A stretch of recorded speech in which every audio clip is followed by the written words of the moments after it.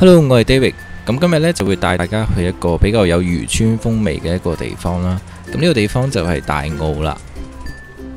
咁我哋呢就喺東涌站出閘啦。咁然後呢就右轉去 B 出口啦。咁出到嚟之後呢，我哋就向住噴水池呢個方向行過去啦。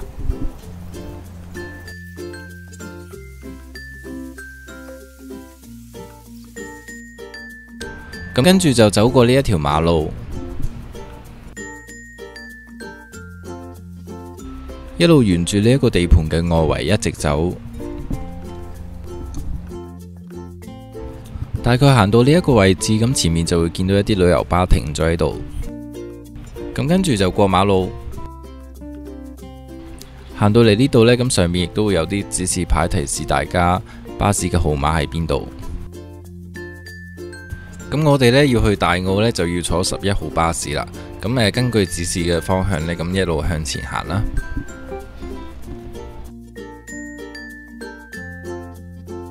咁行到呢一度呢，就見到綠色嘅牌呢，就寫住11號巴士啦，亦都會有熒光幕寫住開車嘅時間啦。咁我哋呢，就係要坐到去大澳嘅總站嘅。好啦，咁巴士嚟啦。呢一程車呢就要11個8嘅，咁而家就準備開車啦。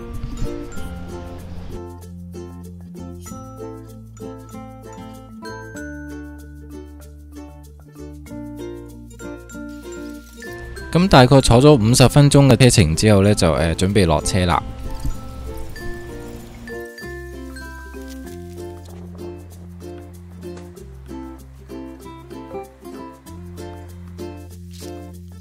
咁行到過嚟呢，就有人向我哋招手啦，就要30蚊遊船河嘅。可以坐船，遊船河20分鐘。幾錢啊？30蚊一位啊！坐船可以經過水上棚屋、大澳漁村、出海睇海聯，20分鐘，30蚊一位，就係咁。咁30蚊一位遊船河呢，都唔算太貴嘅，咁但係呢，就先帶大家去遊覽一下呢度嘅外圍先啦。呢度原來係有船搭返去屯門嘅喎。咁畫面上見到呢，就有一個好長嘅橋呢，就包圍住呢一個森林嘅。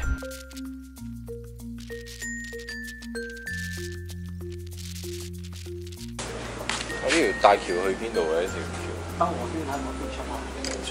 係啊，喺嗰邊嘅。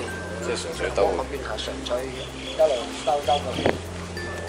即係圍住呢個海兜嗰邊喺嗰邊出發嚟。有冇嘢睇嘅？嚇？有冇嘢睇啊？你想睇咩？睇下海景啊，嗰啲村屋啊。好啊好啊，唔該晒。咁頭先問咗人呢，就呢條大橋呢，就係圍繞住呢一個紅樹林嘅，咁一路兜個圈出返去啦。咁呢條咁長嘅橋呢，就可以俾我哋吹下風啦，同埋睇下周圍嘅環境啦。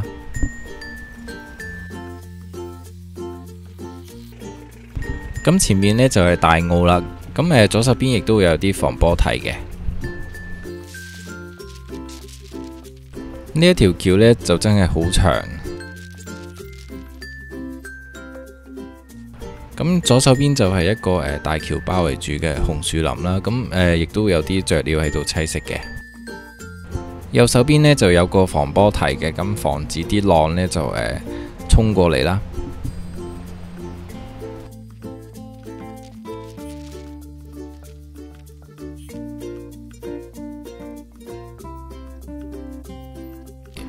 喺度呢，見到有啲漁船呢，都喺度放網。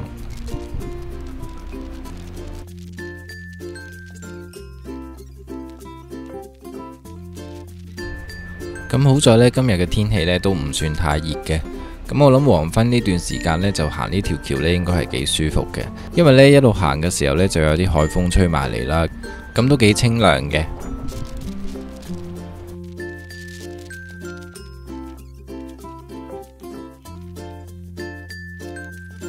咁見到有人會喺度釣魚啦。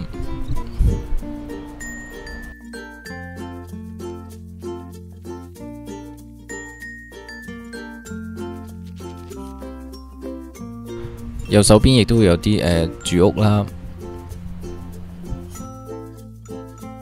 咁大致上就行完呢一條橋啦。咁而家就行返出去啦。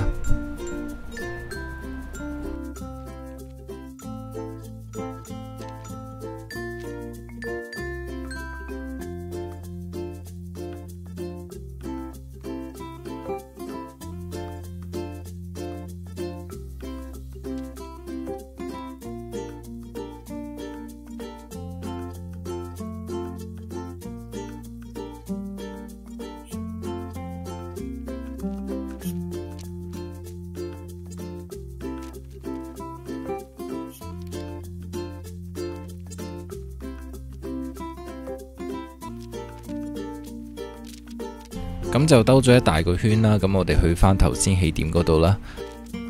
咁我就唔建議大家呢就兜一大個圈返去啦。咁如果大家嚟到嘅時候呢，就可以行一半啦，跟住沿路返去啦。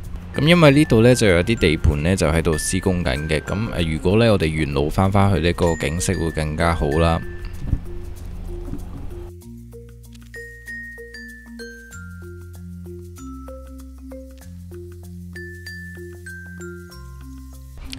咁兜咗一個圈呢，返嚟起點呢度呢，就右手邊呢就有個廁所啦。咁如果落車有需要嘅話，亦都可以去一去廁所嘅。好啦，咁我哋而家呢就正式進入呢一個大澳，睇下佢哋嘅漁村生活同埋棚屋係點樣嘅。咁一入到嚟呢，就有一大張嘅地圖喺呢一度啦。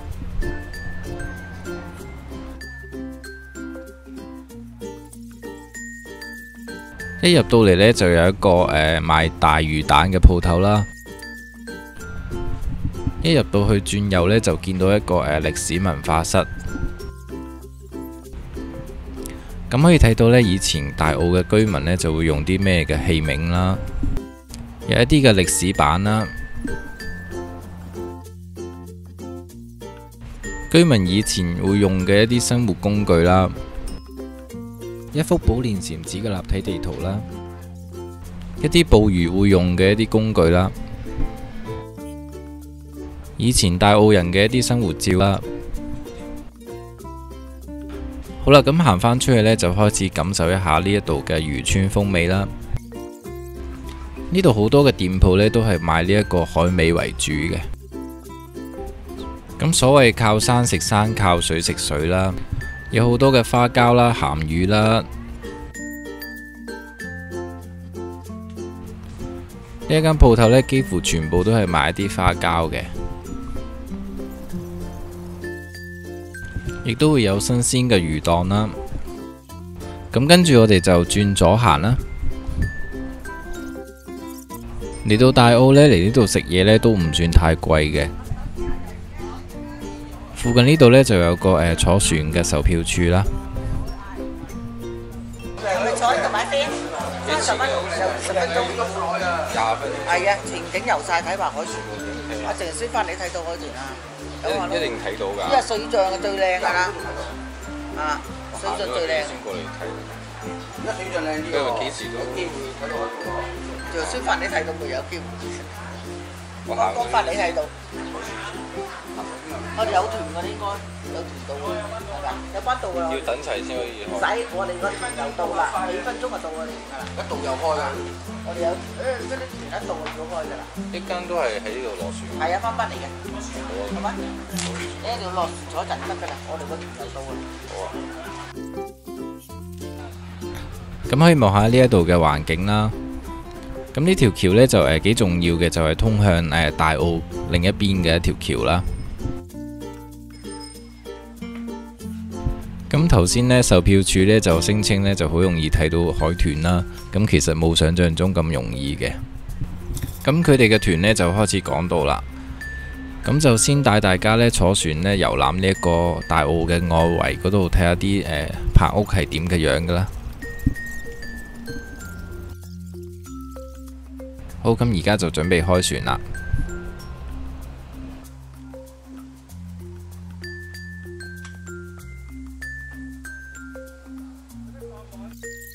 咩好用啊？打魚蛋㗎我哋，俾你大聲打魚蛋啦，唔好用手。你唔好食啊！咩唔好食啊？好食㗎！咁睇到呢一度嘅村民呢，都幾有人情味啦。咁我哋就早隔離個團開團啦。咁有漁民就喺度織定網啦，有人喺度撐艇啦。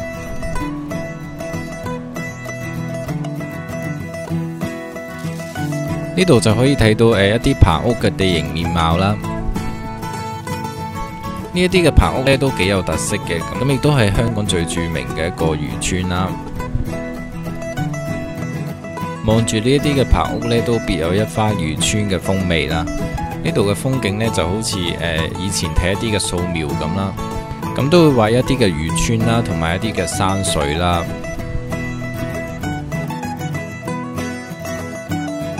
呢一度懷舊嘅一啲嘅破屋，咁令我感受到呢一度嘅漁村呢係幾咁簡單樸素啦。咁隨住呢一個漁業嘅日漸式微呢，咁呢一度呢就已經開始轉做加工魚製品啦。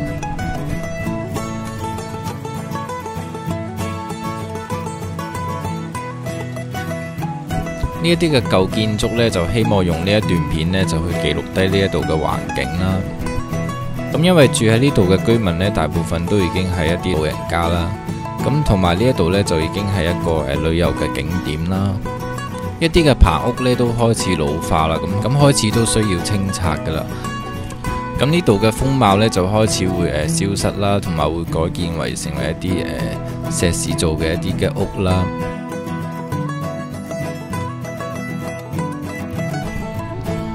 咁如果再唔過嚟睇嘅話呢，咁呢一啲嘅漁村風味呢，就開始呢就會完全消失晒噶啦。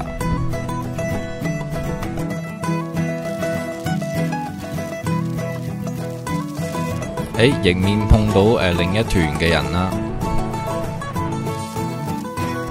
見到一啲嘅漁民喺度織緊網啦。咁呢一啲嘅漁業呢，都係慢慢會式微噶啦，得返好少人會做呢一啲嘅捉魚活動啦。又有一團衝過嚟啦，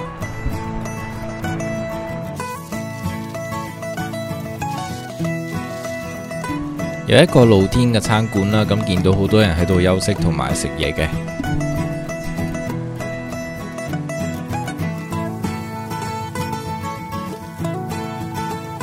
睇嚟呢度遊船河嘅班次亦都係幾密嘅。好啦，咁穿過呢一條橋呢，就開始出海呢，就去追捕呢一個海豚嘅蹤影啦。咁衝出去真係幾涼爽嘅。過埋呢一條防波堤呢，咁啲浪呢就開始越嚟越大噶啦。我哋而家呢，就開始逐漸遠離呢一個大澳啦。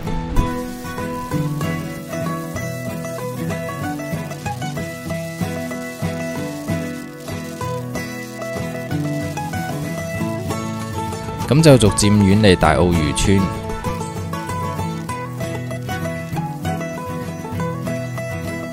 咁睇到呢度嘅浪呢，都係幾巨大嘅。咁嘅船呢，就開始折返啦。咁仍然係揾唔到海豚嘅蹤影嘅。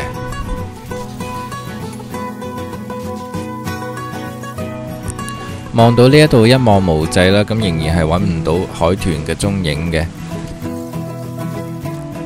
咁雖然呢售票嘅人呢就話好容易會見到海豚啦，咁其實都唔係咁容易嘅。咁如果真係想睇海豚嘅話呢，可能就真係要租個艇呢喺度逗留一段好長嘅時間，先有機會見到海豚啦。咁但係呢都好值得用30蚊呢就遊一個圈啦，咁去兜下風都幾舒服嘅。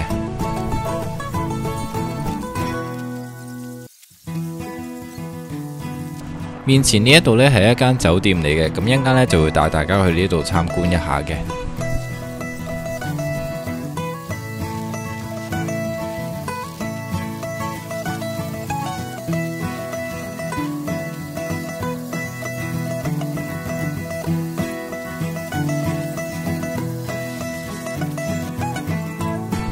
咁終於返嚟大澳啦。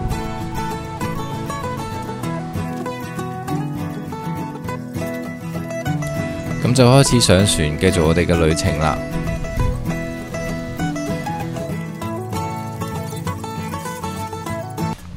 咁首先第一個行程呢，我哋就先唔好過橋，留返喺呢一邊度行一個圈先。呢度就係一間懷舊嘅士多啦，有海味店啦，有一間乜都賣嘅雜物店啦，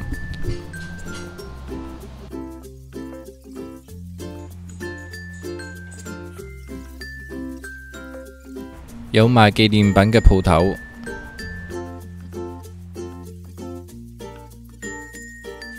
又有一間士多啦，賣菜嘅地方啦，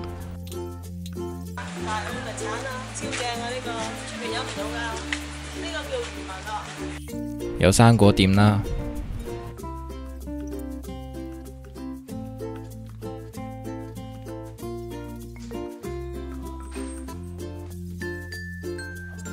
單車鋪啦，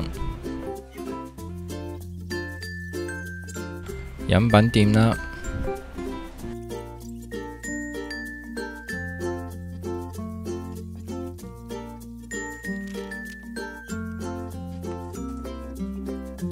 好啦，咁左手邊呢就有條細巷仔啦，咁行返出去海邊啦。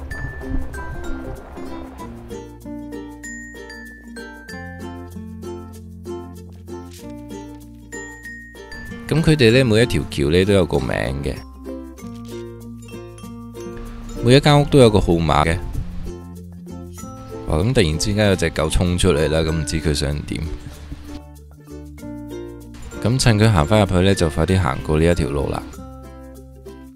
呢條係一條私人木橋啦，咁不准進入啦。咁就返轉頭啦，睇下另一邊有冇出路啦。睇到好多個鐵皮屋呢，都已經破舊不堪啦。咁我哋而家呢，就行返出去啦。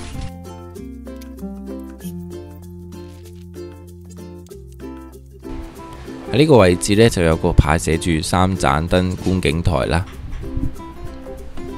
咁我哋呢，就嘗試又行入去睇下啦。咁可以睇到呢一度嘅漁民嘅生活環境啦。咁都非常之樸素啦。喺面前呢，有兩個牌啦，就有兩個方向嘅。咁我哋先去三涌北啦。咁左手邊有啲膠喉呢，就幫啲村民呢，就搭一啲電力過去嘅。可以睇下佢哋嘅居住環境啦。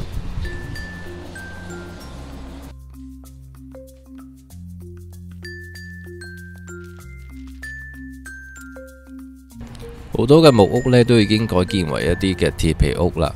咁夏天嘅環境呢，應該會好熱嘅。去到呢度呢，就見到三盞燈觀景台啦。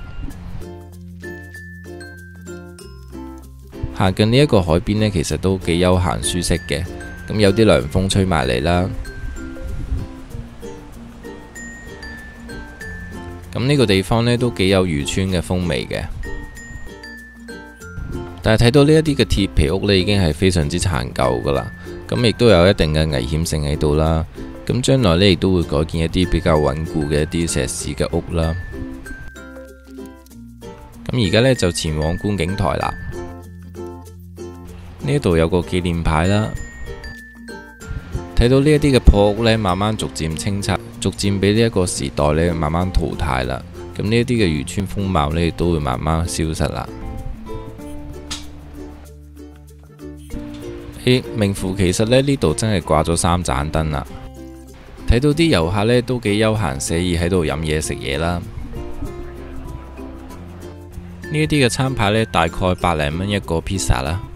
咁配合埋呢一個環境呢，咁價錢呢都唔算太貴嘅。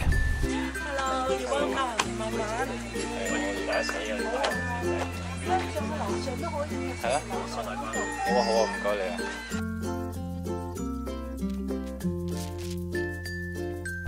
頭上真係寫住三盞燈㗎。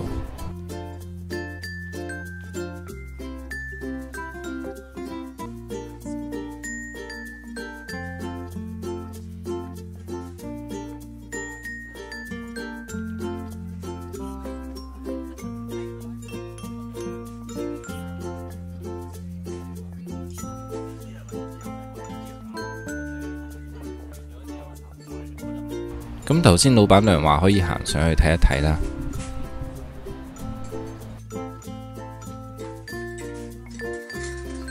可以上呢邊唔影得過呢邊。唔係呢度啦，上樓上可以，上樓上可以。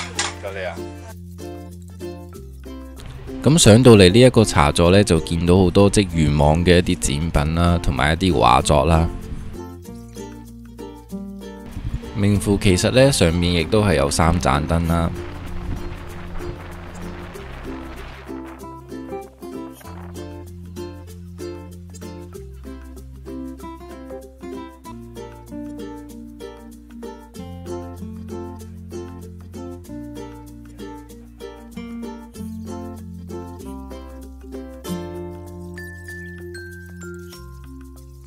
喺呢一度呢，成個感覺呢就好似好樸素同埋悠閒啦。咁我哋呢就離開呢一個觀景台啦，去下一個地方啦。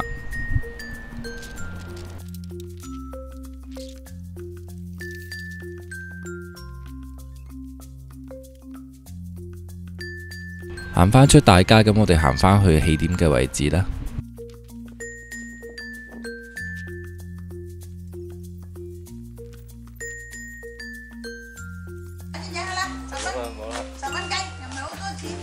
好啦，係啦，好好飲，飲第一嘢呢個10蚊。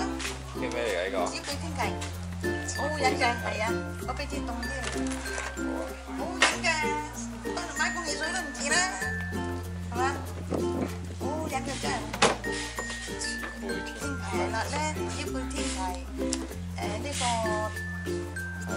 3揸60分，我坐喺你隔離啊嘛，搭車。嚇？你坐隔離㗎？係啊，我嗱嗱聲翻嚟開鋪。好，多謝你啊！咁原來發覺咧呢度呢有好多嘅飲品鋪頭呢都會賣呢一個紫貝天葵嘅。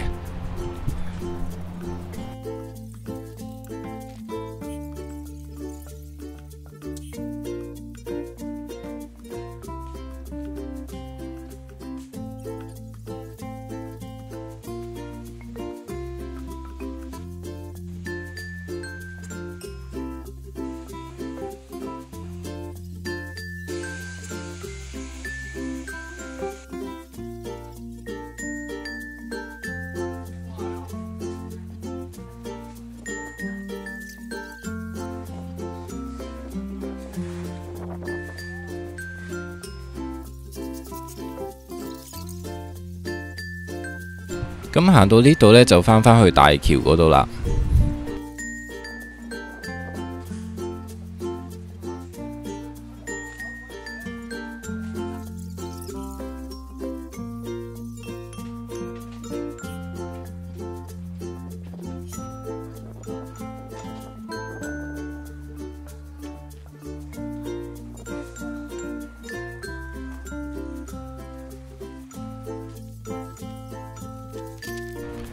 呢度都係有船公司售票俾人出海遊船河嘅。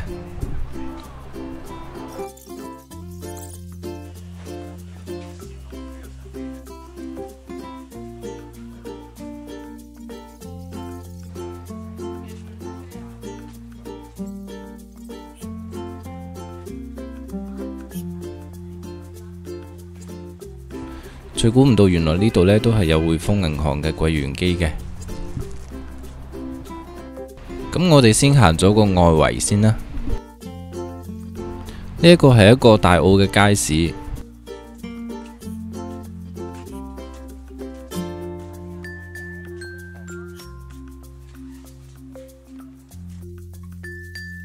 咁睇到地下啲 number 呢，好多嘅鋪位呢都已經係冇開噶啦。咁啊，剩翻一啲乾貨嘅小販喺度擺賣啦，有賣一啲小玩具啦，同埋小食啦。咁因為隔離呢就係一間小學嚟嘅，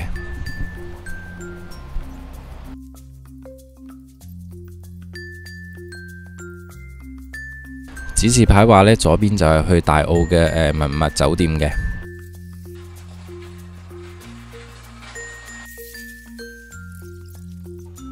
有木材店啦，咁我諗呢啲木材呢就係用嚟搭一啲嘅龍舟啊。咁值得一提嘅就係大澳嘅龍舟遊涌，就已經係列入咗去非物質文化遺產嘅一個傳統嘅儀式啦。咁大澳呢度呢，仲會有一啲嘅社區設施喺呢個位置嘅，咁譬如有大澳嘅郵政局啦。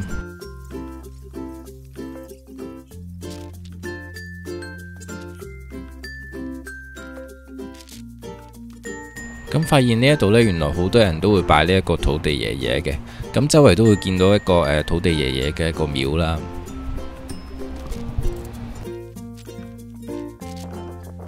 咁我諗呢一對新人呢，都係一啲大澳人嚟嘅，咁想攞翻一啲嘅大澳嘅景嚟做一個婚紗相啦。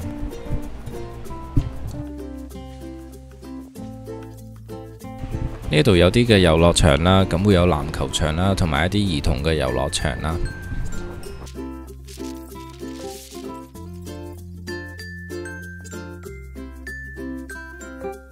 會有中電啦。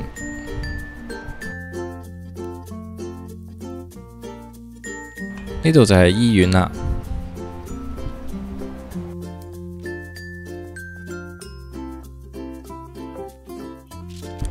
呢兩個大龍舟呢，就應該係舉行一啲嘅傳統儀式用嘅。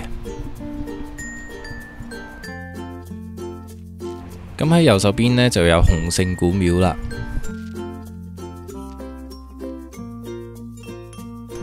呢度就係少林啦。咁入到嚟呢，有好多嘅雕塑啦。咁呢一度呢，就冇開嘅，咁可能今日唔係一啲嘅熱鬧嘅日子啦。前面就係洪聖古廟啦。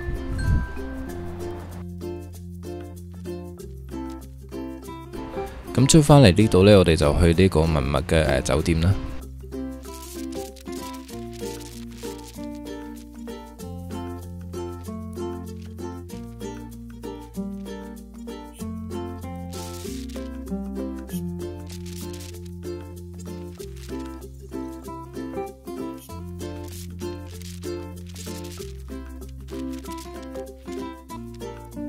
呢度呢，就係一個加工蝦醬嘅地方啦，會用嚟曬蝦醬啦。咁其實呢，加工呢而家都開始慢慢式微啦，咁得返呢一個地方會做一個蝦醬啦。呢一啲就係佢曬嘅蝦醬啦。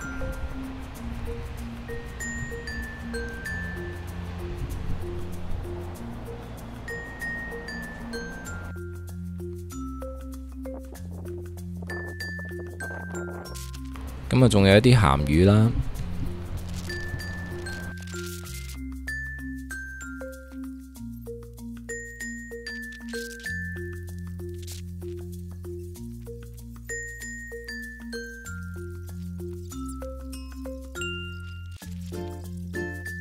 咁繼續向左行呢，就會見到文物酒店啦。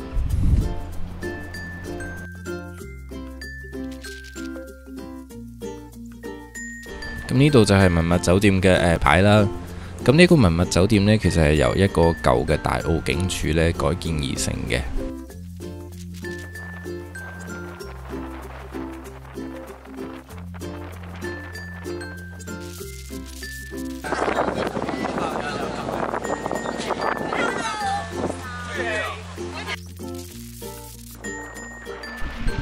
呢度越遠離大澳呢，呢度呢嘅風勢呢就越嚟越勁啦。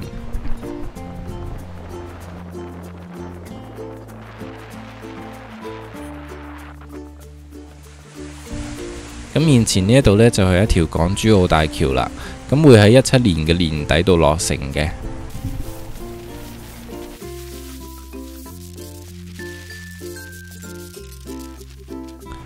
咁而家就開始行上去文物酒店啦。咁會有佢嘅開放時間啦。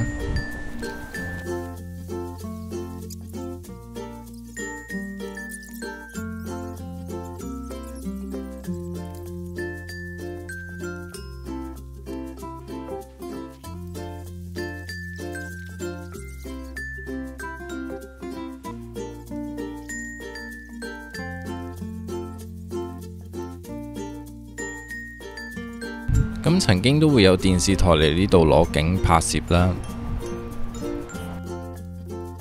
咁呢一條路就出返去㗎啦。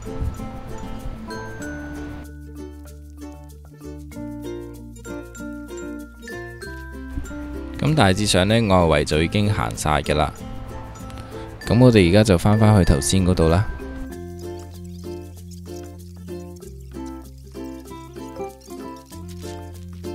咁左手邊就會有洗手間啦。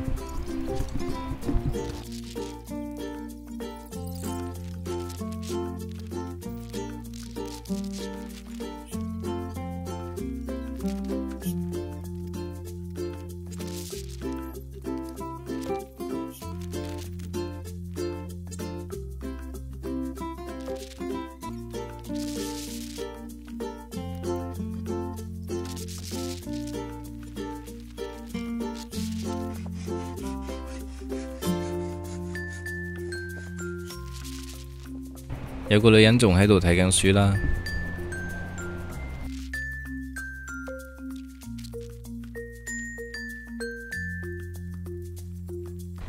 呢一間係一間好懷舊嘅一間理髮店啦。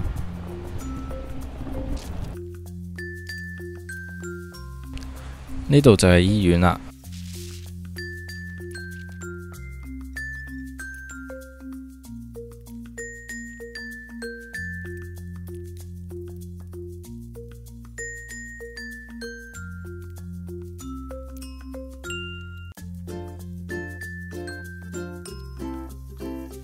呢度就係食環署同埋舊嘅大澳消防局啦。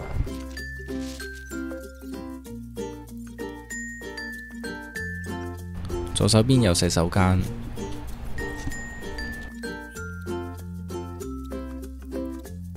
前面就係大澳小學啦。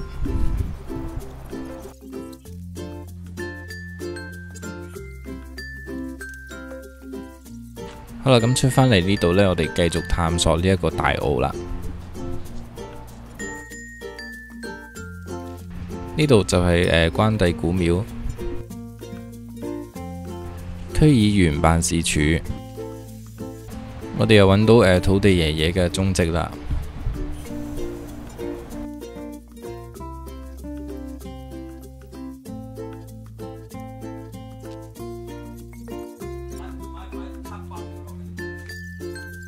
呢度有好多嘅會啦。咁睇到留返喺度嘅人呢，多數都係一啲老人家呢喺度過日辰嘅啫。咁指示牌寫住向右行呢，就會見到楊侯古廟啦。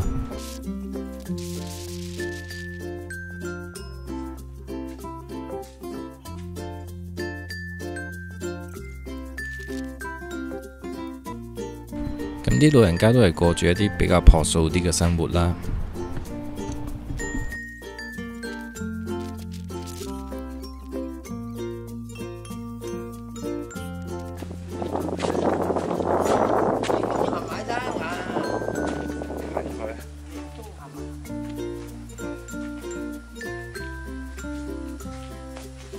你哋賣畫嘅。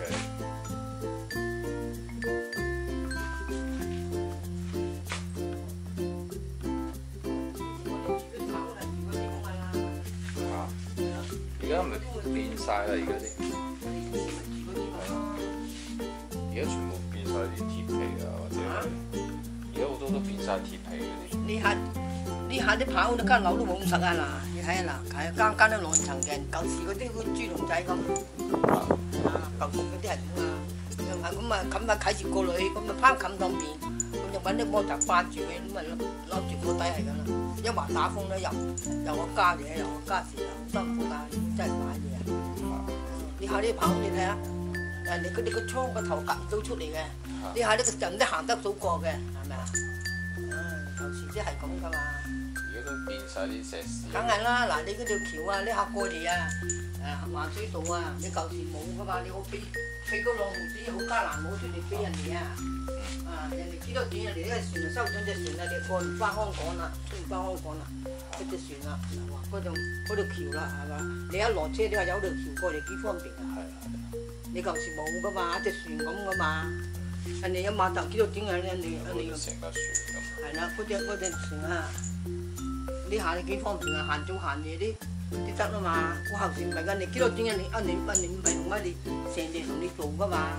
你晚頭幾多點收咗隻船，咁你又翻到咗香港啦，要行夜啲啦，係咪啊？而家啲後生都出晒去咯。咁啊，梗係啦，做嘢梗係出錢㗎啦。啲老嘢嗰啲啊喺度嘅啫。有啲老過頭嗰啲嘅老得緊要嗰啲唔中到咪又得幾個老人院，有啲係咩咁啊？你咩啊？有咩人喺度啊？呢條村都就嚟變㗎喎，冇晒以前啲風味㗎喎。唉，變啲係冇計㗎啦，人哋變晒人都老晒都個個啊，啲後生人轉晒香港啊。呢度就賣畫㗎。有啲中意睇啊，有啲中意買咁係。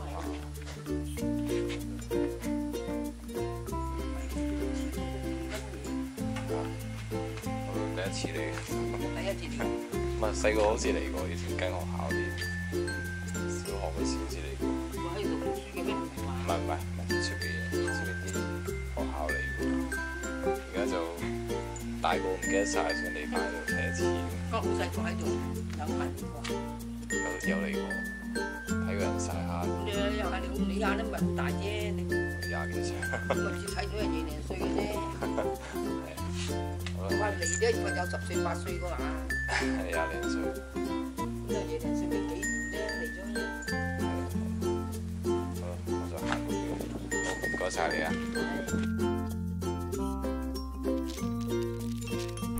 以前嘅一啲嘅漁民呢，就認為呢喺一啲嘅平實嘅土地上邊起一啲房屋呢，就好冇安全感啦。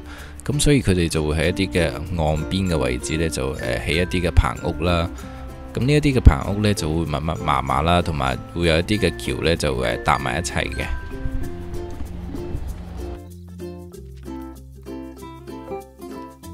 行到嚟呢度呢，左手邊又有個廁所啦。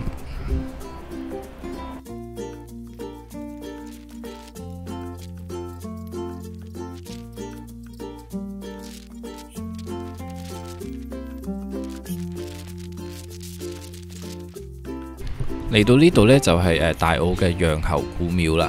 咁呢座古廟呢，已經有300幾年歷史噶啦。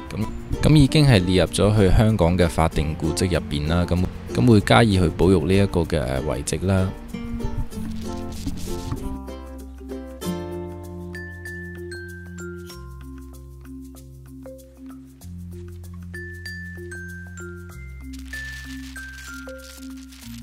咁跟住行呢，就會見到觀景亭啦。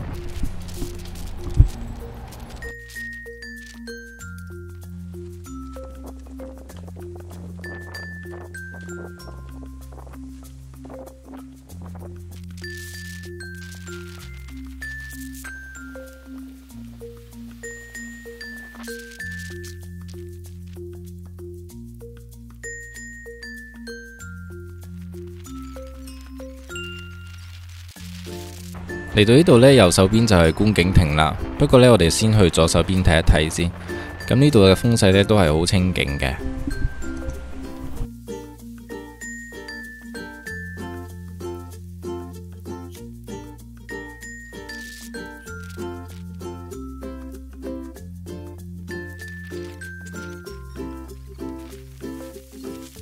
咁呢度就係盡頭啦，就係一個大澳嘅引化池啦。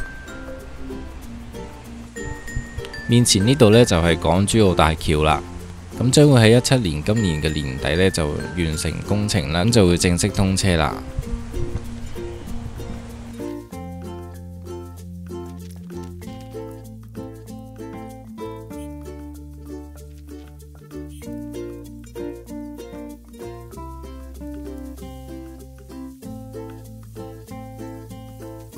好，咁而家呢，就去觀景台啦。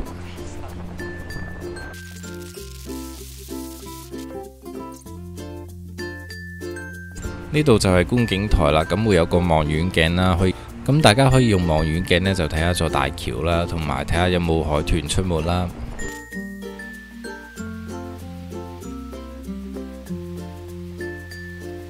咁啊，大致上呢，呢一度已經睇晒㗎啦，咁我哋又翻返去頭先嘅起點位置啦。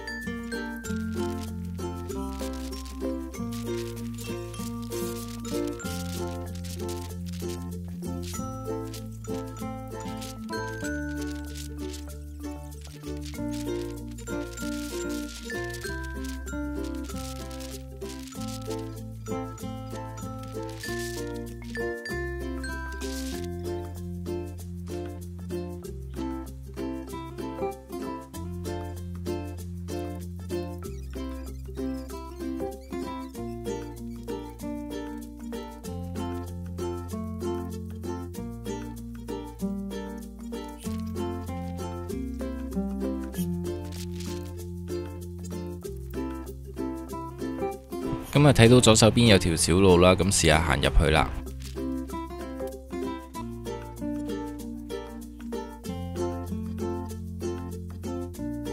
咁就冇咩特別，就我哋行返去大街嗰度啦。今次呢，又見到一條小路啦，咁我哋嘗試又行入去睇一睇啦。咁呢一條橋呢，就叫做新基橋啦。咁會有呢一條橋嘅歷史嘅牌棟咗喺度啦。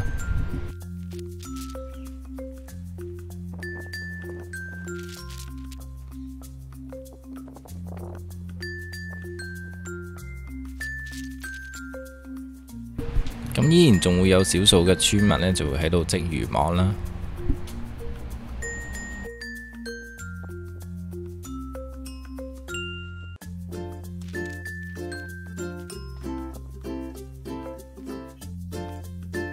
咁再行呢，就係一個新基街啦。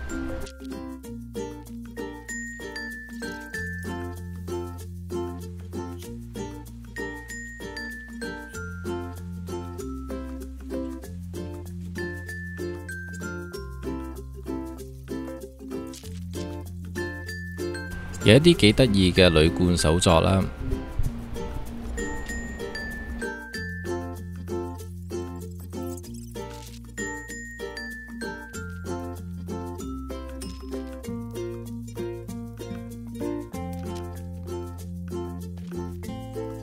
呢度有個分叉口呢，咁左手邊呢就係俾啲行山人士用嘅，咁右手邊呢就係圍繞住大澳行嘅。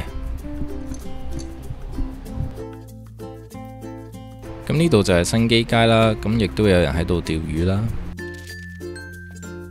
呢一間就應該係一啲船廠嚟嘅，一啲舢板船嘅船廠啦。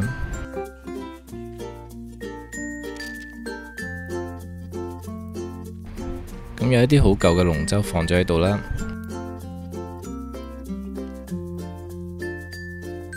嚟到呢度呢，就有人養咗好多嘅牛啦。咁每一隻牛呢，隻耳上邊呢都會釘咗佢嘅號碼嘅。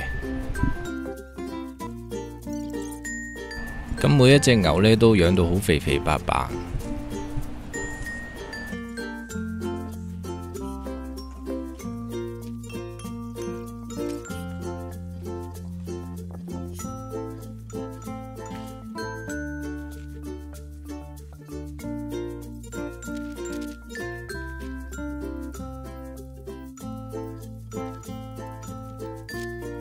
繼續行呢，開始睇到個天呢開始都日落啦。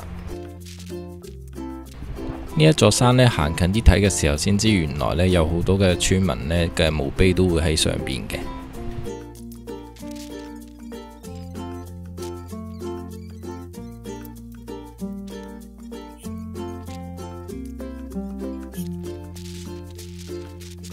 喺呢度呢，我哋又見到土地爺爺啦。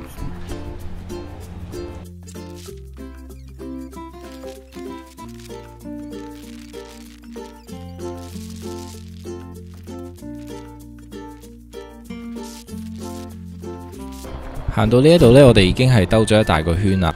咁我哋呢就返去，又去返起點嗰度啦。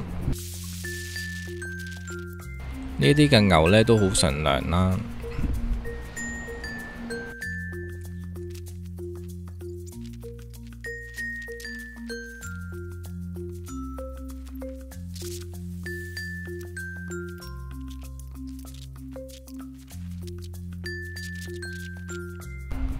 睇到呢一度嘅環境呢都好清幽同埋寧靜啦。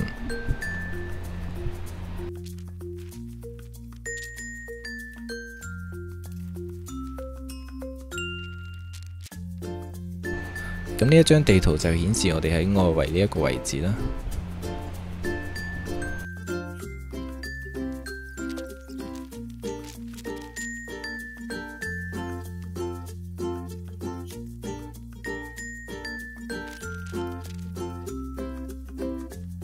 咁呢一條路呢，就係去返我哋頭先起初入嚟嗰條路啦。咁又遇返頭先嗰位婆婆啦。兜咗個圈啊，走啦，行晒，拜拜。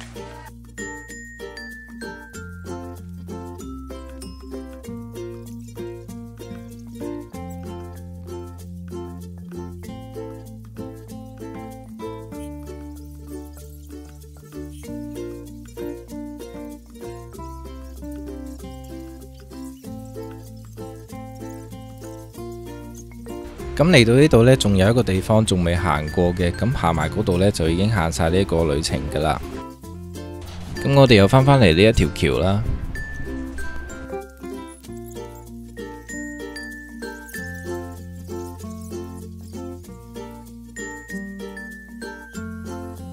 咁最後行埋呢一條街呢，咁就已經行晒成個嘅大澳嘅旅程啦。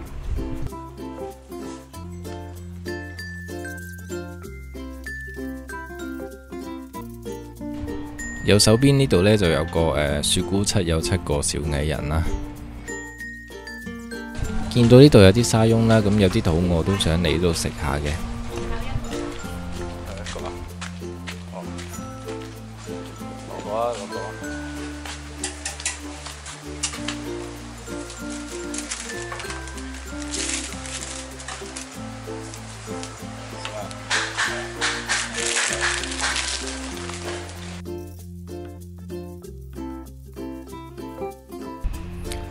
呢度有啲賣藝術品嘅一啲鋪頭啦，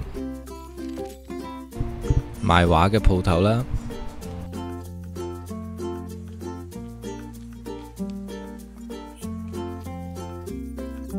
一啲小學生放學嘅住所啦，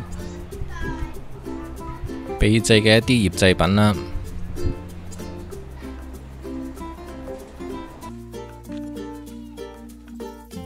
咁前面就係頭先行過嘅新基橋啦。咁然後呢，今日嘅旅程呢，大致就已經行晒㗎啦。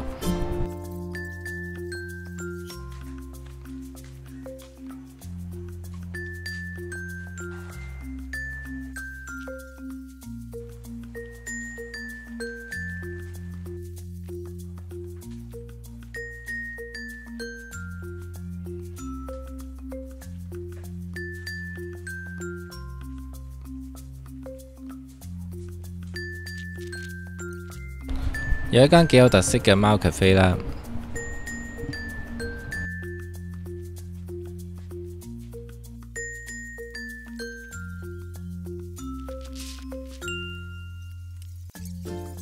喂，聽日你講咗我話同你掉咗佢。果皮，果皮金皮係啦。第日咧聽日跌到咧，5年、10年後咧係好值錢嘅，係啊，即係真係可以好似買金咁樣嘅，係啊。所以每一年咧，而家呢個季節就係最正嘅，最正啊！你媽咪有冇做呢啲啊？買啦，不過買係貴啲咯，係嘛？即係如果有5年、10年以上嘅金皮又好貴咯。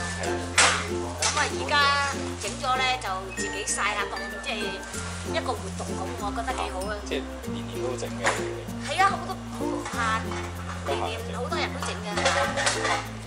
100年後直死到，哇！100年後都死咗。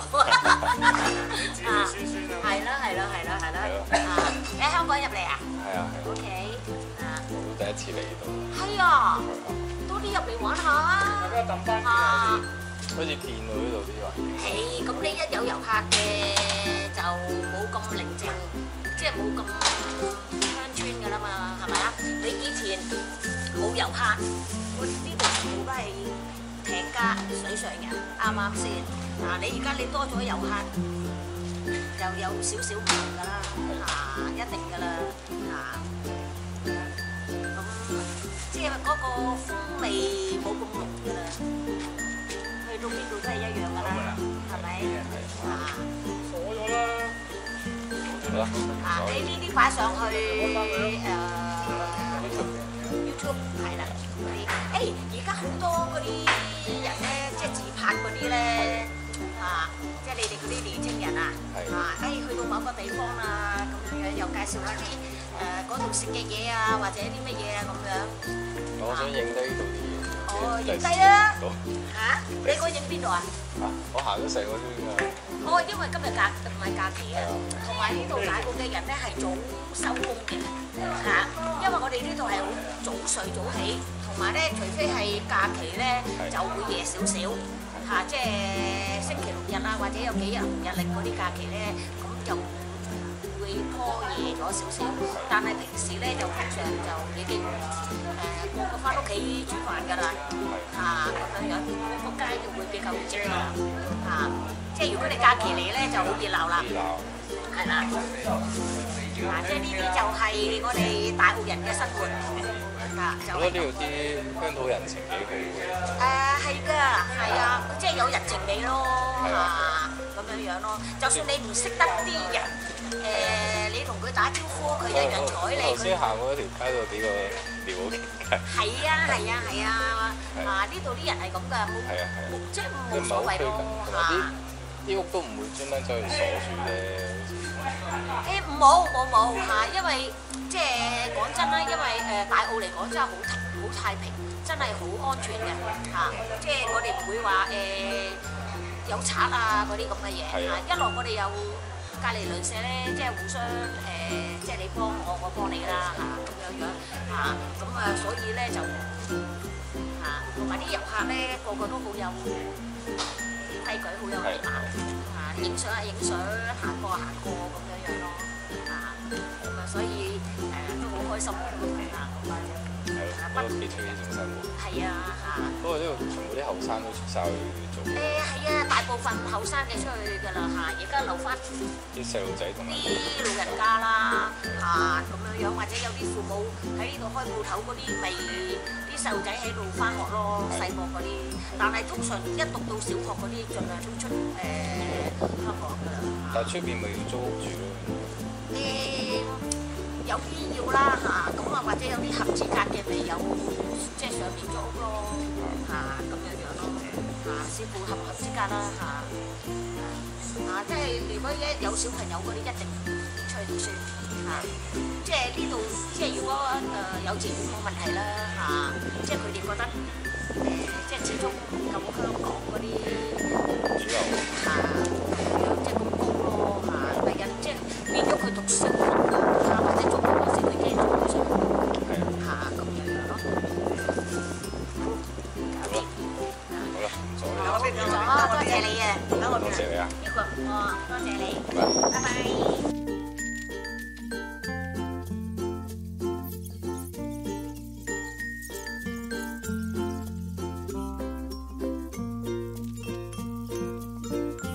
好啦，咁成個行程就已經完畢㗎啦。咁我哋過咗大橋之後呢，就沿返嚟嗰個方向啦，咁出返去啦。